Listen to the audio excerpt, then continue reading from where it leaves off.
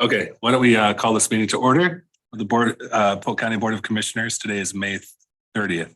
Please join me for the Pledge of Allegiance. Pledge allegiance to the flag of the United States of America and to the republic for which it stands, one nation, under God, indivisible, with liberty and justice for all. I hope everyone had a restful and meaningful Memorial Day weekend. It's good to be back to work, but it was a good long weekend as well. Any comments for items not on the agenda? Just a reminder, we do have to limit these to 3 minutes.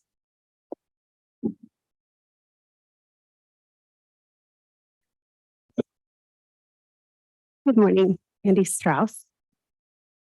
I just wanted to take just a couple minutes and I just wanted to thank and bring to the public's attention Restlawn Memory Garden and Funeral Home. This is the second year that our family has attended their ceremony that they do for families and for the community out with Oregon Remembers. And they just do an excellent, beautiful ceremony for Memorial Day out there. And, you know, my grandparents always taught us to, from when we were very little, taking us grandkids out every Memorial Day to remember our loved ones, and but also teaching us the meaning behind Memorial Day and remembering those that served and why we have the freedoms we do. But it's just been very special the last 2 years being able to be out there and taking our kids. And there's a group of men that bring out their military vehicles, and it's just amazing. They're restored, and my 8-year-old son Jacob just absolutely, he looks forward to it all year long, and just being able to crawl up there and get pictures, and it's really cool. So and they serve free hot dogs, and we spent the entire afternoon out there yesterday as a family. So it's just a neat thing, I think, for our community, and they just do an excellent job honoring both veterans, and then just talking to the kids and really letting them know history and making sure history is still taught and made alive. And so just wanted to make sure our community knew about that, because it doesn't always get brought to the attention. So, you're welcome. Appreciate that. Okay, seeing no more requests for comments, we have a motion to approve the minutes of May 23rd. Also move. I'll second that. All those in favor, please say aye. Aye. Aye, motion carries. Next up, we have Mr. DeMo and Stephanie Gilbert with us to discuss the grant award from the Mid-Willamette Valley Homeless Alliance. Welcome. Good morning. Good morning.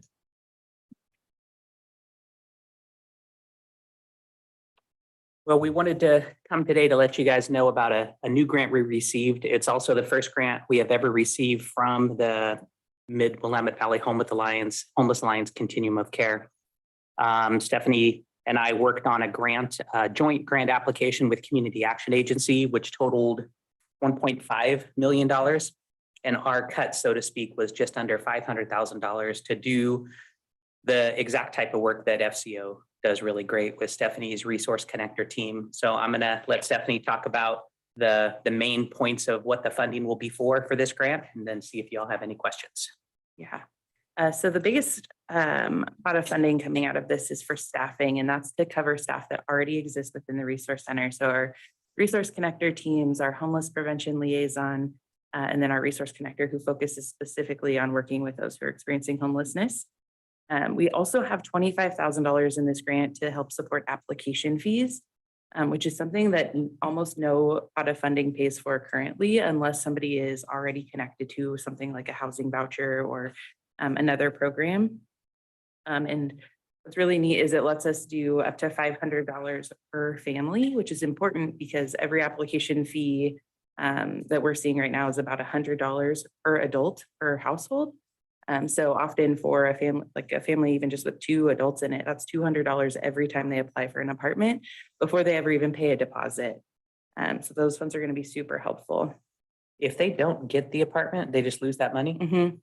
Yeah, it's non-refundable because the agencies have to work with whoever it is that does their background checks and those things. Another unique thing in this grant is $25,000 of landlord incentives.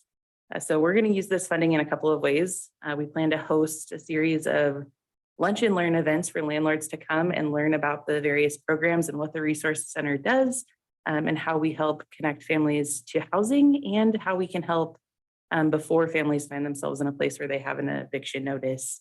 And then the other piece of that too is often what we're seeing is as people find a place to go, we have to go through an inspection process to make sure that the unit is safe and ready for a family to be there. And often that means there are little repairs that need to happen. But many of our landlords don't have the funds readily available to make those repairs. So we're going to be able to help offset some of that cost to help ensure that our clients are able to get into those units. And then finally, we have $87,500 in this grant to help us with household furnishings. And so we know as people are exiting homelessness, they don't have anything to set up their new apartment. So those funds will be used to purchase things like beds and dishes and just those really basic essentials to make their new place a home. So before we ask any questions, Stephanie, is your team actually housing anybody who were previously homeless? What does that look like? Yeah, so through our resource center right now, we're housing about 10 families into new places a month. So those are deposits that we're paying. And a lot of those are people who are experiencing some form of homelessness, whether that's doubled up. Is it 10 per month? 10 per month. A lot of those are people who have received a housing voucher, and then we're helping them just through that next part of that process. A great example right now, our homeless prevention team is working with a family who lost their home to a fire last week in West Salem. And so helping get that family, it's a single mom and 3 kiddos, into a stable place where we can continue to support her while we work through the process. The good news is she's got lots of things already in line. She's got a housing voucher, she's got all of these pieces, but it just takes time. And so they're able to come alongside her and support her, making sure she has a safe place to be with those kids while we work through that process. One other update that's related, but not specifically to the grant is we did get the Dallas Alliance Church got their certificate of occupancy from the city of Dallas for the Edgar project, the home that was recently remodeled on the campus of Dallas Alliance Church. So we anticipate being able to move one of the families in that Stephanie's team is working at on June 15th to be able to stabilize them until they move into permanent housing. And then that will be our rotating site for anybody who has kids under 18. Now that is for one family in that building? One family at a time, Mhm. correct? What is the anticipation length of stay in that? We'd like to say between 3 to 6 months per family. There may be a time that it's more, but with this particular project, it will likely be less. It'll probably be 3 months per family because the families that we're moving there, almost all of them will already have a Section 8 housing voucher, and they just need somewhere to stay while the rest of the FCO team is looking for their perfect place to live. So I'm going to say 3 to 6 months, but probably more on the 3-month side. And our plan is to reevaluate the families that are staying there on a monthly basis to make sure that they're still working toward their goals and that we're still making progress and that they're not just staying to stay.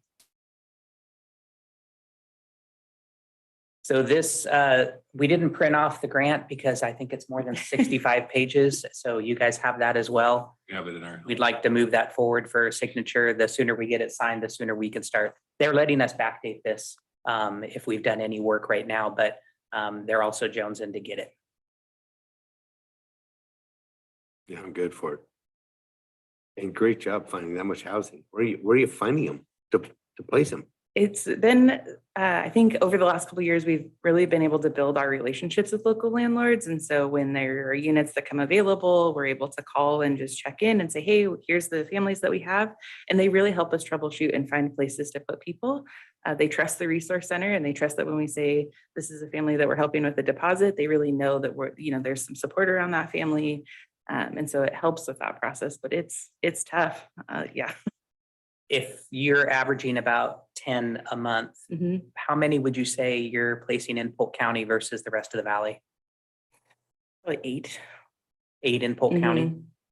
Part of the process we do, because Marion County Housing Authority, Salem Housing Authority, and West Valley Housing Authority are 3 different processes and 3 different entities.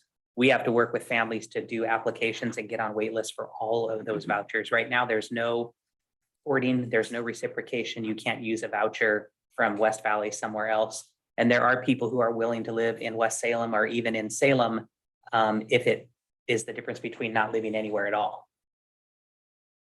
In terms of the homeless response, obviously we started, I mean, you've been doing a lot of work with homeless households for many years. But since we've staffed up with a more intensive Yeah. outreach team, what this piece of the puzzle, this rehousing fund, what does that mean for the full continuum? And what would happen if we didn't have access to those kinds of resources, given the work we're already doing? Well, before this funding and before community actions part, which is the rapid rehousing, Stephanie and her team could meet with somebody, whether they were literally homeless or doubling up with somebody or just at risk. And we could still provide some level of deposit assistance and application assistance, but the funding was really small and really depended either on what grants we wrote or, contributions from the community.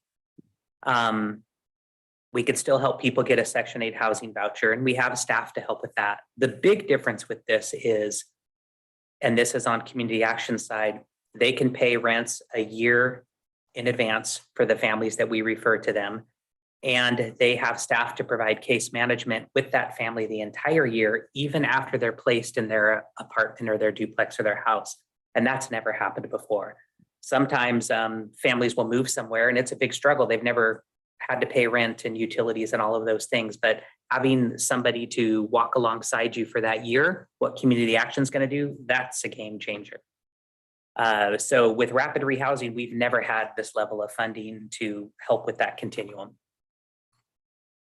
Can you describe a little bit kind of the range of supports that some of these households require? I imagine there's a lot of variety, but what are some typical, housing is a necessary piece, right? Sure. But what are some other supports that your office is supplying and what you're referring to other agencies or Yeah, I within think the county and outside? I think it starts way more basic than even housing, because when we're working with people, we're talking about like making sure they have ID, making sure they have birth certificates, all the documentation that goes into having a place, and then working on those like financial literacy pieces and helping understand what does it mean to pay your bills and what does it mean to have self-sufficiency.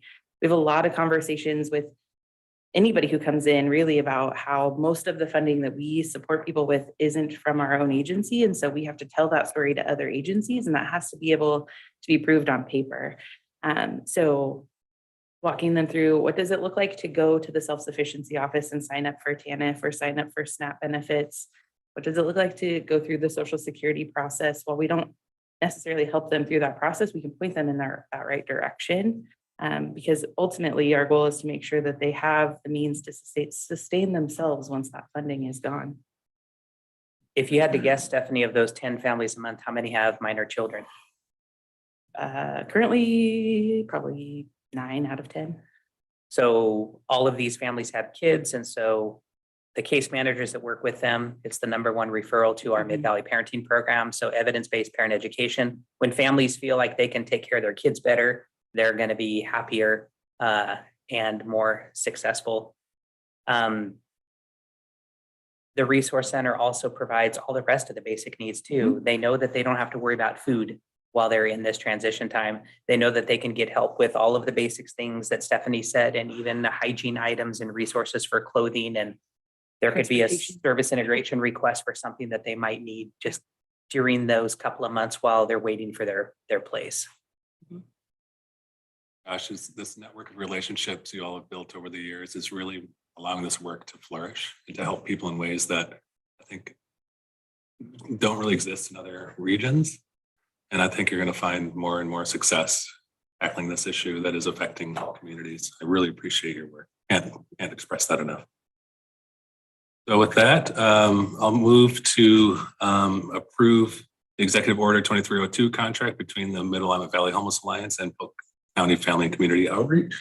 I'll second that. Any further discussion? All those in favor, please say aye. Aye. Thank you both so much. You bet. Thank you. Do we have any non-listed items? Hearing none, we'll adjourn at 9:17.